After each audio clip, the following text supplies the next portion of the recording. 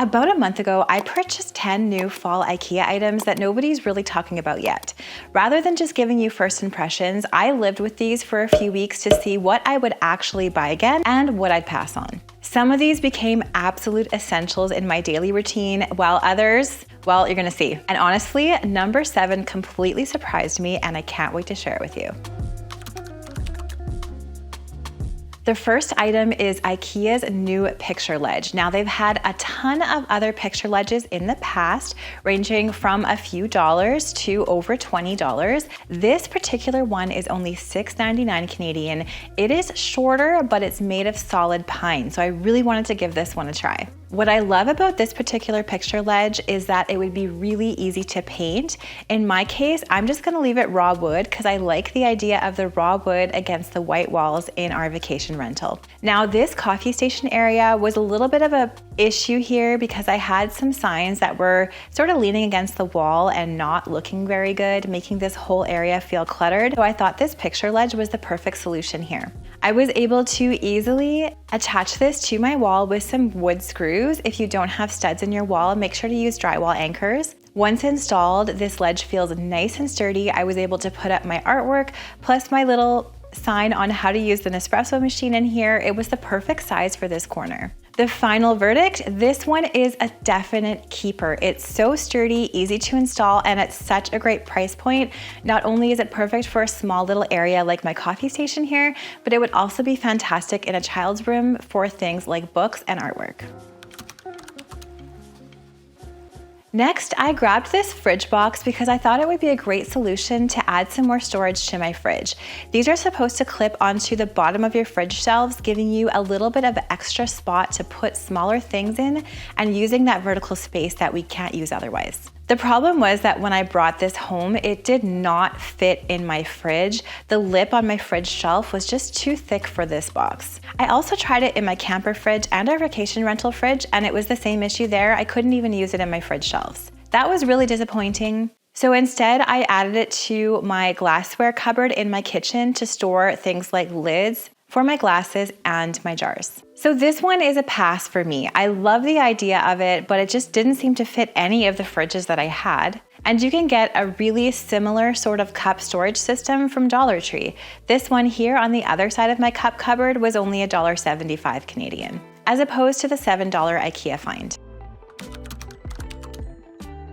Now, I bought these Stockholm serving plates specifically because I wanted something a little more chic to serve things like butter, buns, olives, pickles, etc. I love the matte finish of these and that stoneware look. So chic and very neutral and timeless. I'm liking some of the Stockholm pieces that IKEA has this year. Some are a little bit too modern for me, but these are perfect. I think they're nice and neutral for really any sort of home decor style. $19 felt reasonable for a higher end serving dish like these, and I am actually really loving them. They are very versatile.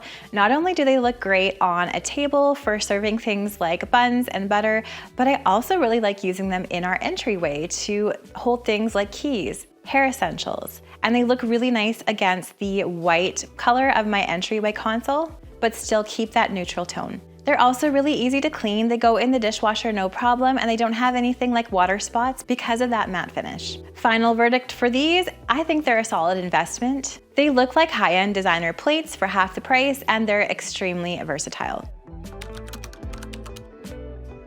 Let's keep talking about the Stockholm collection. Another Stockholm piece that I love was this set of brass bowls. They're just so pretty, and I love adding a little bit of shine and sparkle to every room in my home. And the way that the light glints off these is just so pretty. I decided to add them to the centerpiece on my ottoman for fall.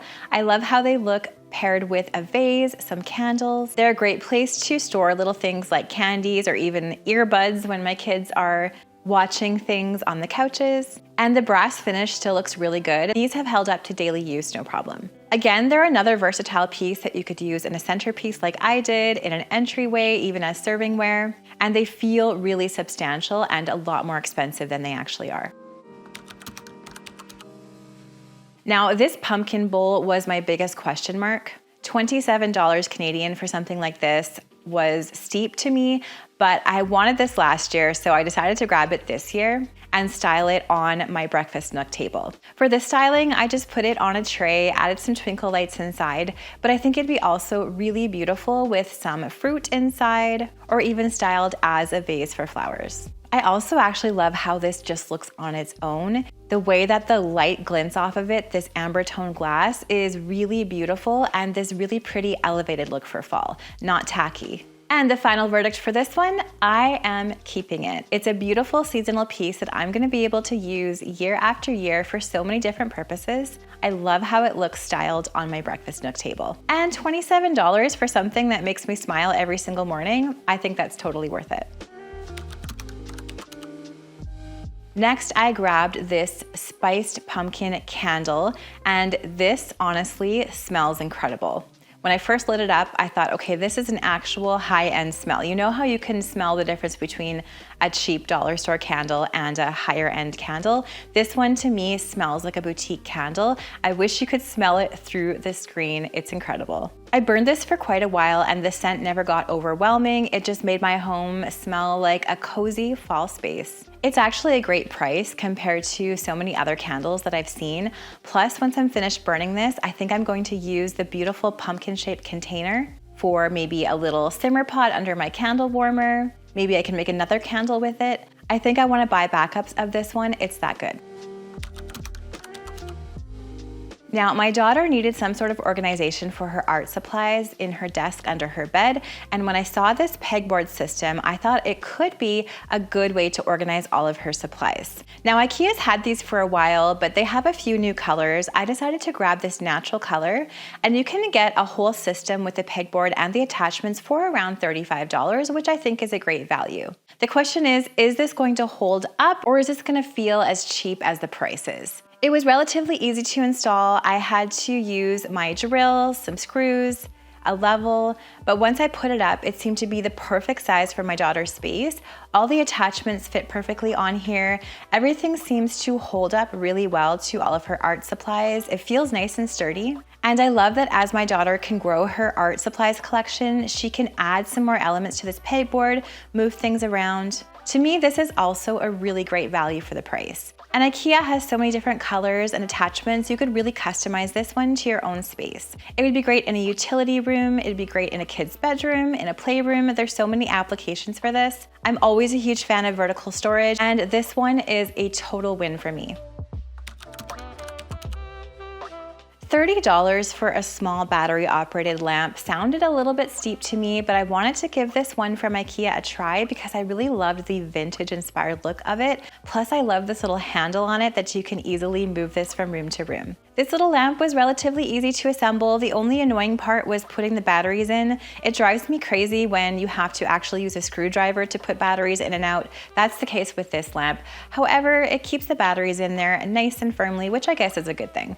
I love the milk glass look shade of this lamp. I think that is so gorgeous. And once I got it assembled, the batteries in and turned it on, I love the look. It also has a USB-C port, so you can attach it to a cable if you don't want to use the batteries. And almost a month later, I love how this lamp looks on the side table in my living room. It offers just enough light for reading in the evenings if we don't want to turn those overhead lights on.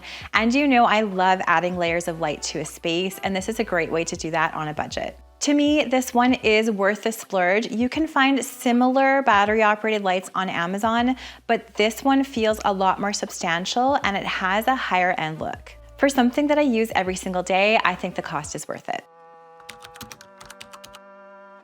I love the look of this jute basket. Stripes are really on trend this year, and I've been trying to incorporate more stripes into my home decor because I just love them too. So I brought this one home, love the texture. It was a great piece to stick beside my sofa to add some blankets. It's $20, so it's a little bit on the pricier side for IKEA storage containers. However, I really love the look and feel of this. It does have that more casual, slouchy look, so if you don't like that look, this one is probably gonna be a pass for you, but I like to add things that look a little bit less than perfect into my space to give my home that lived-in feel, so this was a great piece for my room. You could also use these in the IKEA Kallax units, those square shelf units, for something a little bit more interesting than their standard boxes. To me, this one is also a win, but only if you like that slouchy, relaxed look in a storage container.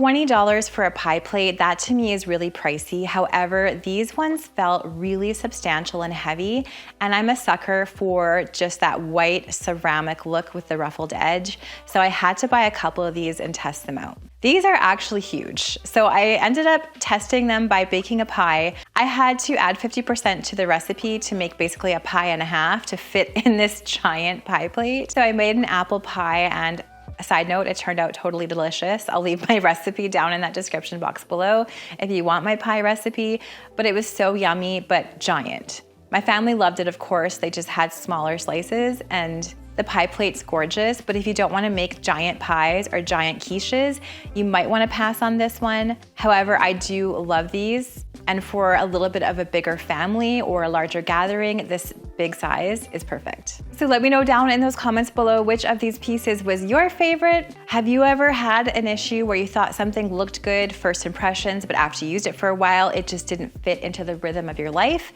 Let me know down in those comments below. And if you want to see my favorite IKEA hacks, I'm going to leave this video for you to watch next right here, where I share some of my favorite storage hacks using IKEA finds for small spaces. Click here to watch that next.